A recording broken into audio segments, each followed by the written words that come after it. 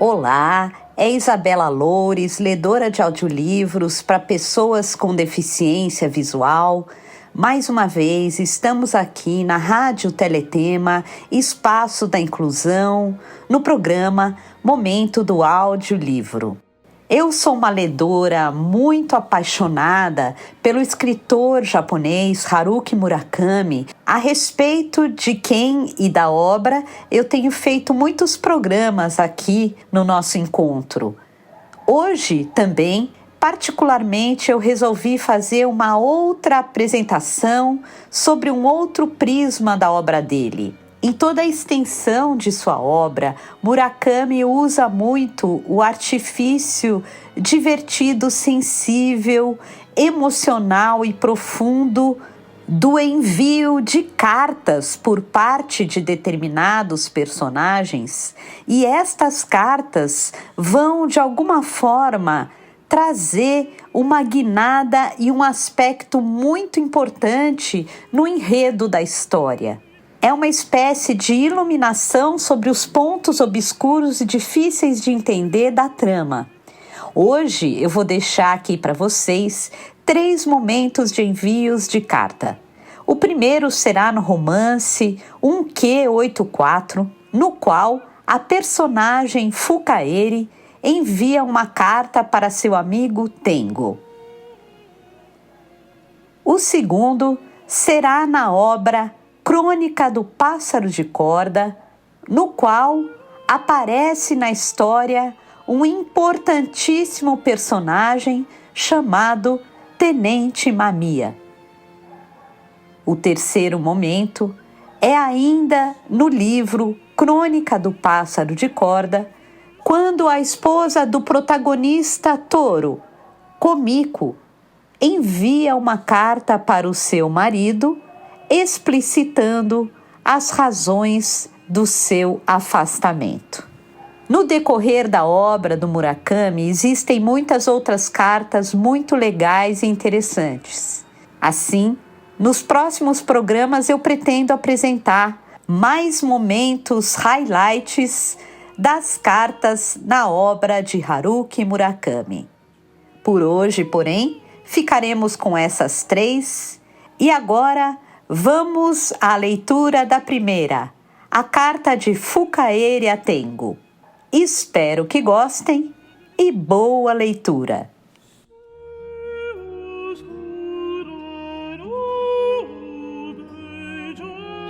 Pouco antes do meio-dia, Tengo vestiu sua capa de chuva e o boné e saiu para fazer compras perto de casa. Notou em sua caixa de correspondência um envelope grande e pardo com um enchimento de proteção.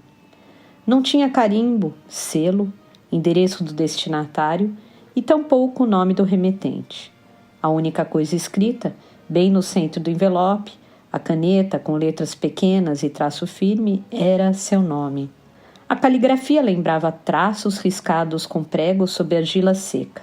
Um tipo de letra que poderia perfeitamente ser de Fukaeri.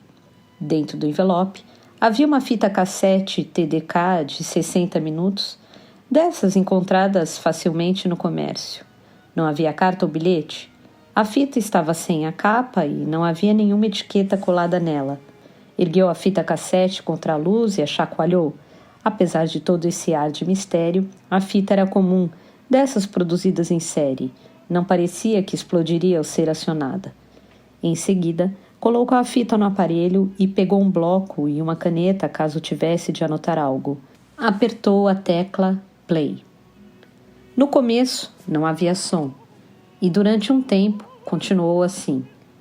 Quando Tengo começava a suspeitar de que a fita estava vazia, de repente escutou o barulho de algo pesado sendo arrastado. Parecia o barulho de alguém empurrando uma cadeira. Em seguida, ouviu algo semelhante a uma tosse para limpar a garganta. E, de uma hora para outra, Fukaeri começou a falar. Tengo, disse ela, como se testasse a voz. Até onde Tengo lembrava, era a primeira vez que Fukaeri o chamava pelo nome. Em seguida, Fukaeri deu novamente um pouco tensa. Gostaria de escrever uma carta. Mas como não sou boa nisso, resolvi gravar esta fita. Assim posso falar mais à vontade do que por telefone. Por telefone, alguém pode estar ouvindo. Espera um pouco, vou tomar um gole d'água. Tengo escutou que provavelmente seria o som de ela pegar o copo, tomar um gole e o colocar novamente sobre a mesa.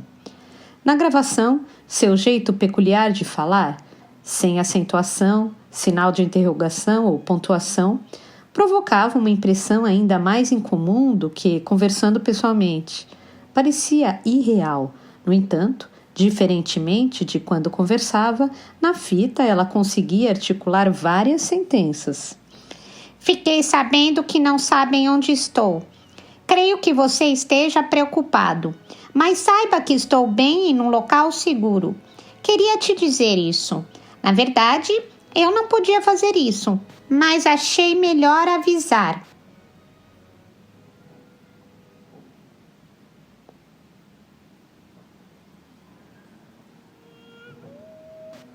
Dez segundos de silêncio.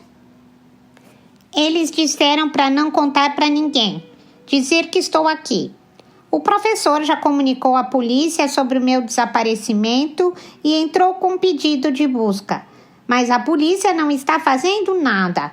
Uma criança fugir de casa parece ser algo corriqueiro. Por isso, vou ficar aqui durante um tempo.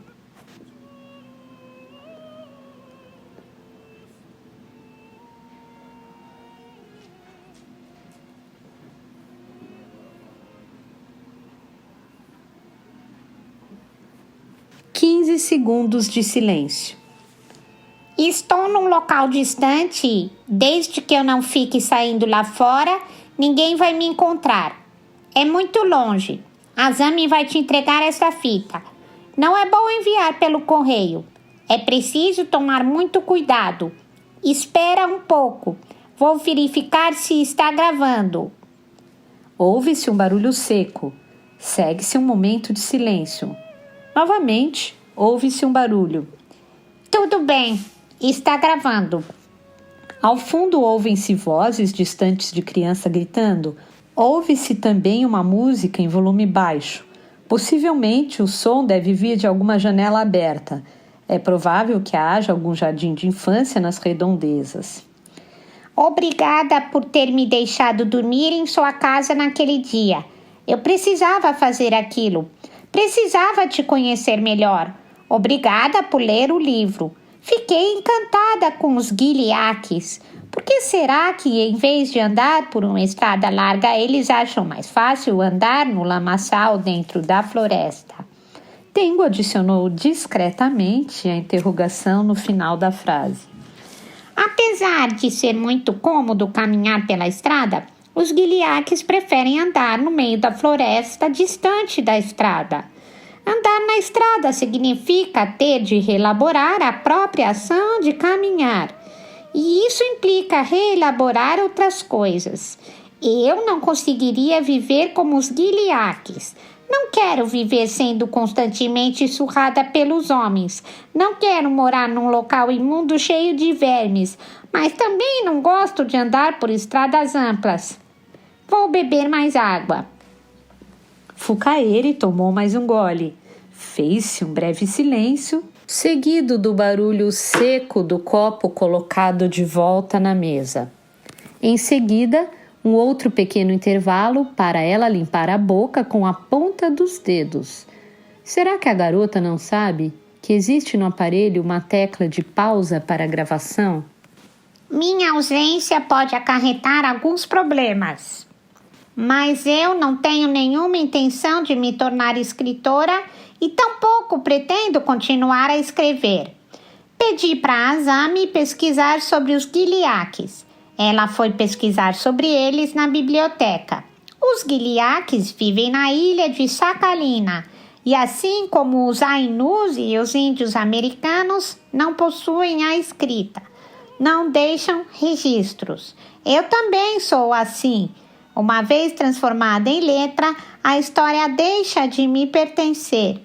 Você soube transformar eximiamente essa história em letra.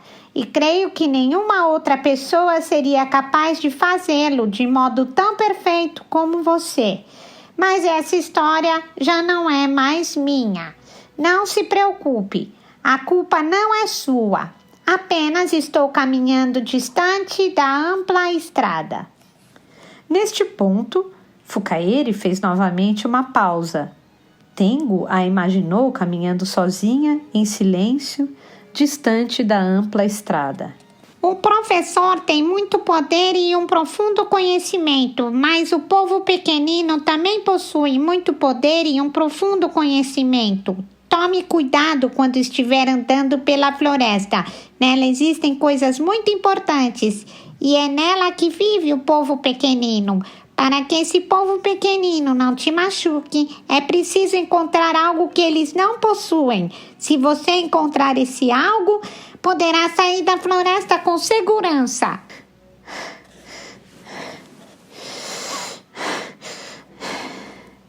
Fukaeri parou para respirar fundo. Após dizer isso num só fôlego, como estava em frente ao microfone, sem mover o rosto, essa gravação ficou gravada como o som de uma rajada de vento passando por edifícios. Um tempo depois, com a respiração mais tranquila, Tengo ouviu ao fundo uma buzina de caminhão ao longe. Era um som grave, típico de caminhões de grande porte, que lembrava uma sirene de nevoeiro. Soou brevemente 2 vezes. O local em que Fukaeri estava parecia não ser muito distante de uma rodovia. Estou ficando rouca. Obrigada por se preocupar comigo. Obrigada por ter gostado do formato de meus seios, por deixar eu dormir no seu quarto, por deixar usar o seu pijama. Acho que não vamos nos ver tão cedo. O povo pequenino deve estar bravo por eu ter escrito a história deles. Mas não se preocupe, estou acostumada com a floresta. Adeus. Neste ponto, houve-se um clique típico de parada de gravação. Seguimos agora com a aparição do personagem Tenente Mamiya, que envia sua carta.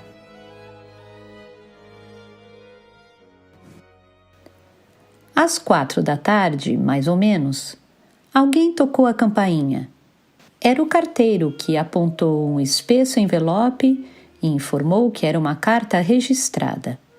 O esplêndido envelope de papel tradicional japonês trazia o meu nome e o meu endereço com caracteres pretos e caligrafia feita em tinta nanquim. No verso do envelope constava o nome do remetente: Tokutaro Mamiya. Vinha de algum lugar na província de Hiroshima. Pela caligrafia de pincel, imaginei que Tokutaro Mamiya devia ser um senhor com idade consideravelmente avançada. Sentado no sofá, abri o envelope com uma tesoura. A carta também estava escrita em nanquim, em um rolo de papel tradicional em estilo antigo. Os caracteres eram magníficos, visivelmente traçados por alguém culto, mas eu encontrei muita dificuldade para ler, porque não tive esse tipo de educação. O estilo do autor também era antigo e bem formal. Enfim, depois de gastar muito tempo para tentar decifrar a carta, consegui entender em linhas gerais o conteúdo. Prossegui a carta. Suponho que o senhor seja uma pessoa extremamente ocupada, mas se aceitar a singela recordação para manter viva a memória do finado, acatando seus desejos, não haverá felicidade maior também para mim, um velho com pouco tempo de vida, na condição de um dos irmãos de arma do senhor Honda. No final estava escrito o endereço em que Tokutaro Mamiya ficaria em Tóquio com uma pessoa de sobrenome Mamiya em Hongo 2-Komi Bunkyoku.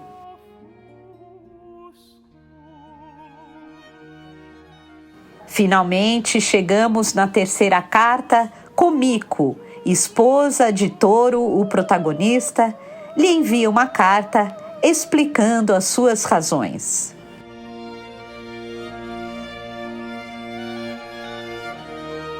Subitamente saltei do sofá e pensei em conferir a caixa de correspondência. Poderia ter recebido alguma carta enquanto estava no fundo do poço. Saí de casa, fui até a caixa e só havia uma carta sem remetente. Porém, percebi imediatamente que era de Kumiko, pela escrita pequena e peculiar, tudo feito com muito capricho como uma fonte de design. Escrever uma carta assim levava tempo, mas Kumiko não sabia fazer de outra maneira. Por reflexo, conferi o carimbo do correio. Estava desbotado e não consegui decifrar direito, mas reconheci o Taka. Poderia ser Takamatsu. Takamatsu da província de Kagawa. Até onde eu sabia, Kumiko não tinha nenhum conhecido em Takamatsu. Desde nosso casamento, nunca estivemos em Takamatsu e ela nunca mencionou que alguma vez tivesse passado por lá. Nunca havíamos falado sobre Takamatsu. Talvez não fosse isso.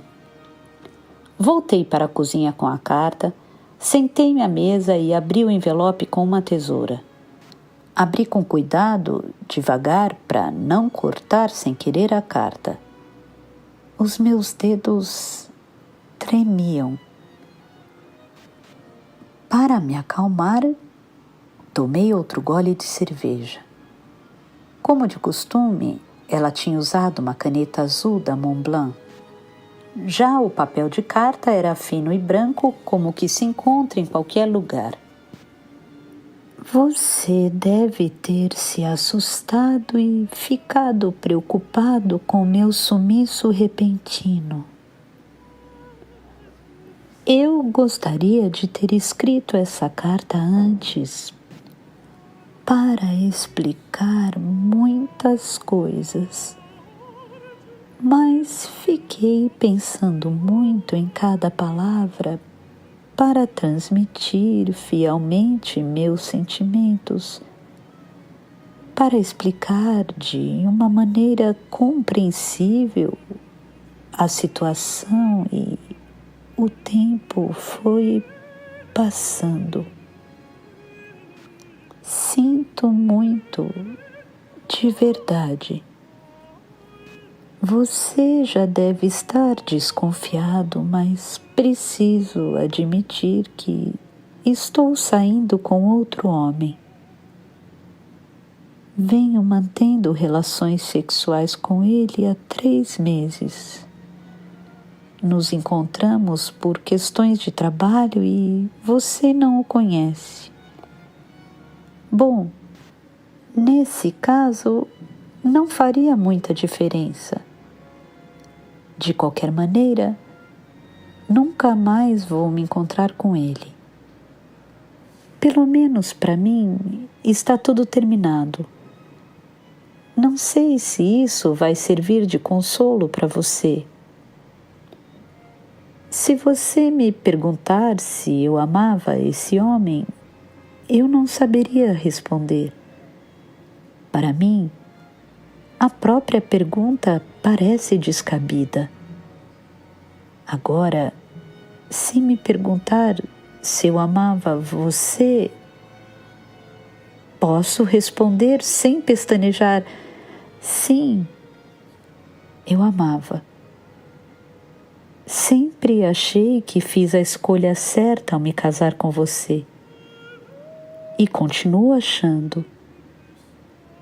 Então, por que você me traiu? Por que saiu de casa? Você deve estar se perguntando. Também fiz essa pergunta muitas e muitas vezes.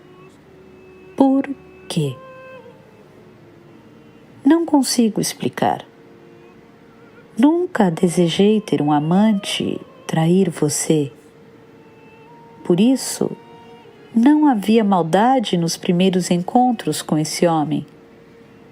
Nós dois nos encontrávamos algumas vezes por questões profissionais e, como tínhamos afinidades, passamos a conversar por telefone de vez em quando sobre assuntos sem relação com o trabalho.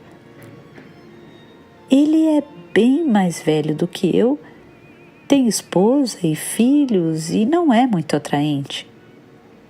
Nunca tinha passado pela minha cabeça que eu pudesse vir a ter um caso com ele. Não posso negar que já havia pensado em me vingar de você. No meu âmago, ainda causava desconforto aquela sua noite na casa de outra mulher. Acabei confiando nas suas palavras, acreditei que não houve nada entre vocês dois, mas o assunto não estava encerrado só porque não aconteceu nada entre vocês. Por dentro, eu não tinha me conformado. Só não quero dizer que saí com esse homem como retaliação. Eu me lembro de ter insinuado isso para você, mas era apenas uma ameaça. Transei com ele simplesmente porque quis. Não pude resistir. Não pude controlar o meu desejo. Ficamos um tempo sem nos ver e, quando nos encontramos para resolver algumas pendências, resolvemos jantar. Depois fomos a um bar para descontrair e beber um pouco. Como não sou muito resistente, tomei um suco de laranja só para acompanhá-lo. Não tomei uma gota de álcool. O que aconteceu não foi desencadeado por bebida. Tivemos um encontro normal e conversamos banalidades. Só que, de repente, quando nossos corpos se esbarraram, experimentei um desejo forte e repentino de transar com ele e senti intuitivamente que a recíproca era verdadeira. Ele também pareceu ter percebido minhas intenções. Parecia uma esmagadora transmissão de correntes sem lógica, sem nada. Parecia que o céu tinha caído na minha cabeça. Minhas bochechas ficaram quentes e em um segundo meu coração disparou e senti um nó na boca do estômago. Foi até difícil continuar sentada. No começo, eu não sabia o que estava acontecendo comigo, mas depois percebi que era desejo. Eu desejava aquele homem de maneira intensa e mal conseguia respirar, como se asfixiada. Entramos em um hotel próximo e fizemos sexo como se fôssemos nos devorar. Talvez você fique chateado lendo esses detalhes, mas acredito que é melhor escrever tudo com minúcia e sinceridade. Gostaria que você continuasse lendo, mesmo que seja doloroso. Essa relação não tinha praticamente nada a ver com amor. Eu só queria transar com ele. Só queria que ele me penetrasse. Era a primeira vez na vida que desejava tanto o corpo de um homem. Até aquele momento eu não conseguia imaginar ao certo o significado da expressão desejo incontrolável que lia em romances. Não sei por que esse desejo brotou em mim de repente, ainda mais com outro homem e não com você. Só que, na hora, não pude e nem quis resistir. Gostaria que você entendesse isso. Não me ocorreu nenhuma vez que era traição. Fiz sexo com ele na cama do hotel como se eu estivesse em transe. Vou ser franca. Nunca gozei tanto na vida. Não, Essas palavras não são suficientes para expressar o que senti. Meu corpo como que rolava dentro de um barro quente. A minha consciência absorveu a sensação de prazer, expandiu a ponto de quase rebentar e então explodiu de verdade. Parecia que um milagre tinha acontecido. Foi uma das coisas mais extraordinárias que aconteceu na minha vida. E como você sabe, escondi essa relação o tempo todo. Você não percebeu que eu estava saindo com outro homem, nem desconfiou quando eu voltava tarde. Provavelmente tinha confiança total em mim. Achava que eu nunca teria coragem de trair você. Sabe, eu não me sentia culpada por estar traindo essa confiança. Cheguei a ligar do quarto do hotel para avisar você que chegaria tarde por conta de uma reunião no trabalho. Não experimentei nenhuma dor mentindo para você. Para mim, tudo parecia normal. No meu coração, eu desejava viver com você, voltar para o lar que tínhamos construído. Era o meu mundo. Já meu corpo desejava desesperadamente seguir com o caso, mantendo relações com outro homem. Metade de mim estava de um lado, metade de outro. Era evidente que um dia isso chegaria ao fim. Na época, porém, parecia que essa vida dupla entre a tranquilidade com o marido e o sexo ardente com o amante duraria para sempre. Não significa que você seja sexualmente inferior a ele, que tenha menos atrativos ou que estivesse enjoada de transar com você. Gostaria que entendesse isso. Na hora, meu corpo estava realmente faminto e não pude me controlar nem resistir. Não sei por que aconteceu. Simplesmente aconteceu. É tudo o que posso dizer. Enquanto mantive o caso, tentei transar com você muitas vezes, pois me parecia uma grande injustiça fazer sexo com ele e não com você. Só que passei a não sentir absolutamente nada em nossas relações. Acho que você também percebeu isso. Por esse motivo, nos últimos 2 meses, inventei uma desculpa para não ter que transar com você. Até que um belo dia esse amante pediu para eu me separar de você e me casar com ele. Como nossa combinação era perfeita, não havia motivos para não ficarmos juntos. Eu também vou deixar minha mulher e meus filhos. Ele disse. Respondi que precisava de um pouco de tempo para pensar. Mas já no trem para casa me dei conta de repente de que não sentia mais nenhuma atração por ele. Não consigo explicar direito, mas assim que ele falou em casamento, a relação perdeu todo o interesse para mim, como se a graça tivesse sido levada por uma forte ventania. Não restou nada parecido com o desejo. Só então passei a me sentir culpada. Como disse, enquanto sentia um forte desejo pelo amante, eu não experimentava nenhum tipo de culpa. Simplesmente achava conveniente você não desconfiar de nada. Achava que eu podia fazer qualquer coisa, contanto que você não percebesse. Achava que meu caso fazia parte de um universo completamente paralelo à vida conjugal. No entanto, quando o desejo que sentia por meu amante desapareceu, eu já não fazia a menor ideia do meu lugar no mundo. Sempre me considerei uma pessoa sincera e honesta. Naturalmente, tenho muitos defeitos, mas nunca tinha mentido nem para os outros nem para mim quando se tratava de um assunto importante.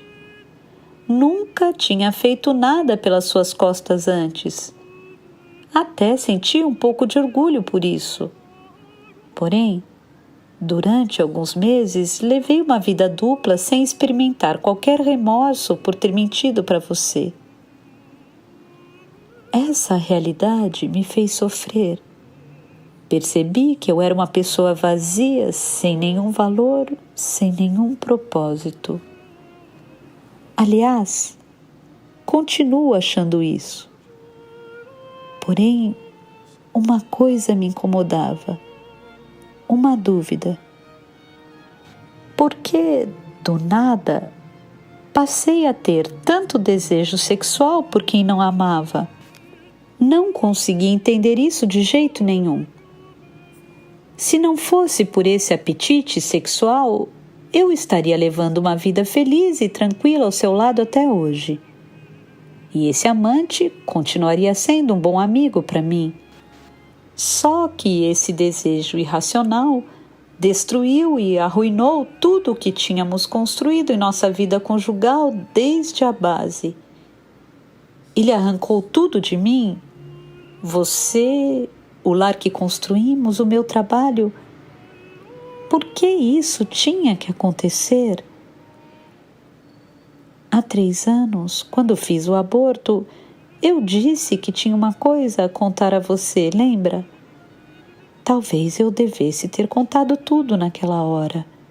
Quem sabe, nesse caso, as coisas teriam tomado outro rumo. No entanto, mesmo agora, acho que ainda não sou capaz de contar. Tenho a impressão de que, se contar, muitas coisas vão desmoronar de modo mais definitivo ainda. Por isso, preferi desaparecer da sua vida sem dizer nada, guardando tudo para mim. Lamento ter que confessar, mas nunca senti prazer na cama com você.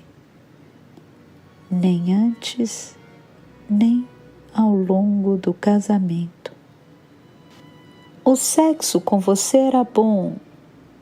Só sentia uma sensação distante, vaga e indiferente, como se tudo acontecesse com outra pessoa. A culpa por eu não conseguir sentir prazer não é sua, claro. É totalmente minha. Havia uma espécie de bloqueio dentro de mim que reprimia todo o meu prazer. Não sei por que esse bloqueio passou de repente, quando transei com outro homem, e desde então fiquei sem rumo. Desde o começo, tive com você uma relação bem íntima e sutil. Só que agora isso se perdeu.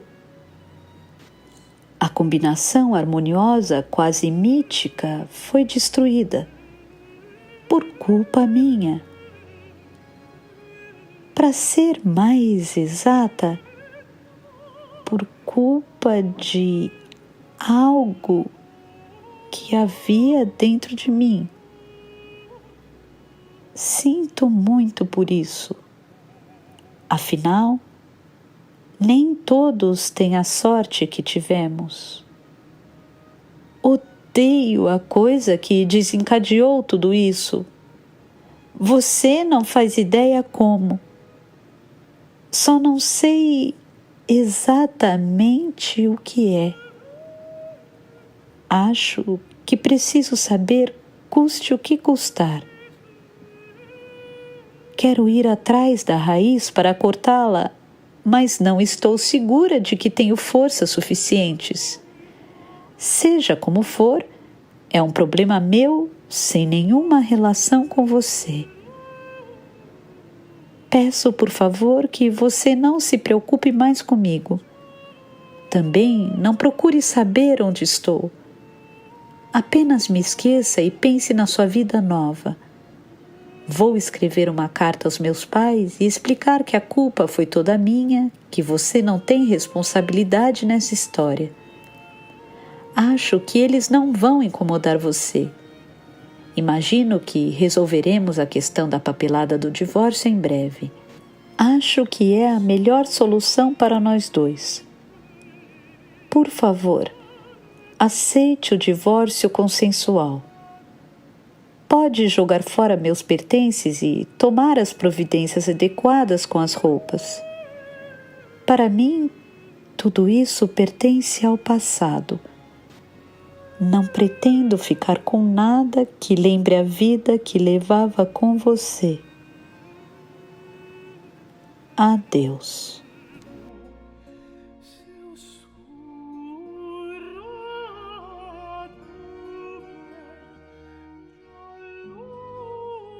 Espero que vocês tenham gostado destas leituras, cuja a íntegra dos livros está no nosso canal do YouTube para todos lerem. Além desses títulos aqui citados, temos lá mais cerca de 42 títulos lidos na sua íntegra. Mais uma vez, eu queria agradecer à Rádio Teletema, Espaço da Inclusão, por essa parceria aqui no nosso programa Momento do Audiolivro. Desejar uma boa semana para vocês e até domingo que vem. Um abraço.